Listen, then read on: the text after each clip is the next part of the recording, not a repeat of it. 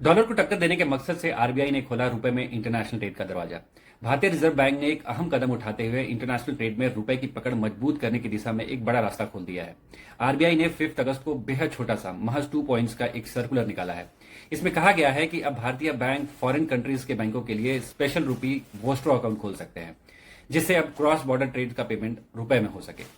इससे पहले कि हम आगे देखें कि यह क्यों किया गया है, आइए समझते हैं कि ये वोस्ट्रो अकाउंट्स होते क्या है। वोस्ट्रो का मतलब है योर अकाउंट विथ अस, यानी आपका अकाउंट हमारे पास।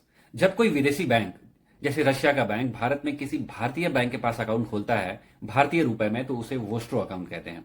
रशियंस इस अकाउंट को नोस्ट्रो अकाउंट कहेंगे। चलिए वापस आते हैं अपने टॉपिक पर।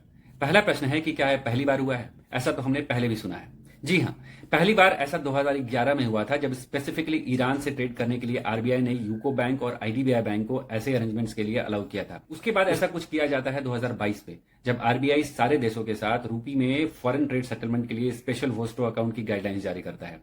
पर 2022 के इस गाइडलाइन के तहत ऐसे स्पेशल वोस्ट्रो अकाउंट की ओपनिंग के पहले आरबीआई का स्पेसिफिक अप्रूवल जरूरी था। अगस्त 2025 के इस नए गाइडलाइन के हिसाब से अब आरबीआई के अप्रूवल की भी जरूरत नहीं है। इस अरेंजमेंट का पहला एम तो डॉलर डिपेंडेंस को कम करना है।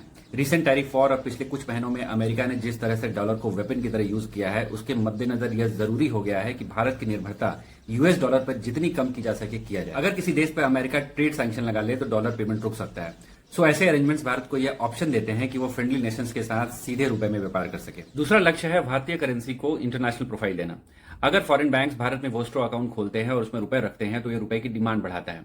जितने ज्यादा देश रुपए में लेन देन करेंगे उतना ही रुपया ग्लोबल करेंसी की तरफ स्वीकार्य होगा, भले ही यह धीरे धीरे ही हो। तीसरा मकसद है ट्रेड को आसान बनाना और ट्रेड कॉस्ट कम करना, जिससे भारतीय एक्सपोर्ट्स कॉम्पिटेटिव बन सके।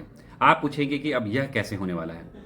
मान लीजिए आप कोई सामान ब्राजील एक्सपोर्ट करते हैं। नॉर्मल ट्रेड सेटलमेंट के तहत ब्राजीलियन इंपोर्टर पहले अपने लोकल करेंसी को बेचकर अपने बैंक से डॉलर खरीदता है, फिर वह डॉलर इंडिया में आपके बैंक को भेजा जाता है। आप उस डॉलर को इंडियन करेंसी में कन्वर्ट करते हैं और फिर पैसा आपके अकाउंट में क्रेडिट होता है। इस पूरे ट्रांजैक्शन साइकिल में 2 बार डॉलर आता है, जिस पर आपको करेंसी कन्वर्जन का कॉस्ट बेयर करना पड़ता है, साथ में डॉलर की वॉलेटिलिटी अलग से। ऐसे ट्रांजैक्शन कॉस्ट से आपका एक्सपोर्ट महंगा हो जाता है। इस नए मैकेनिज्म में ब्राजीलियन इंपोर्टर सीधे अपने बैंक को कहेगा कि यह लो ब्राजीलियन करेंसी और इसके बदले आप इंडियन वोस्ट्रो अकाउंट के बैलेंस से इतना रुपया इस इंडियन एक्सपोर्टर को पे कर दो। करेंसी कन्वर्जन केवल एक बार हुआ और नो डिपेंडेंसी ऑन डॉलर। इस नए गाइडलाइन के पीछे एक जियोपॉलिटिकल रीजन भी है। अमेरिका और यूरोप के प्रेशर या सैंक्शन से बचने के लिए भारत अपने ट्रेड नेटवर्क को डॉलर फ्री ऑप्शन देना चाहता है, खासकर ब्रिक्स, रूस, ईरान जैसे देशों के साथ, जहां डॉलर पेमेंट पर रोक या दिक्कत कभी भी आ सकती है।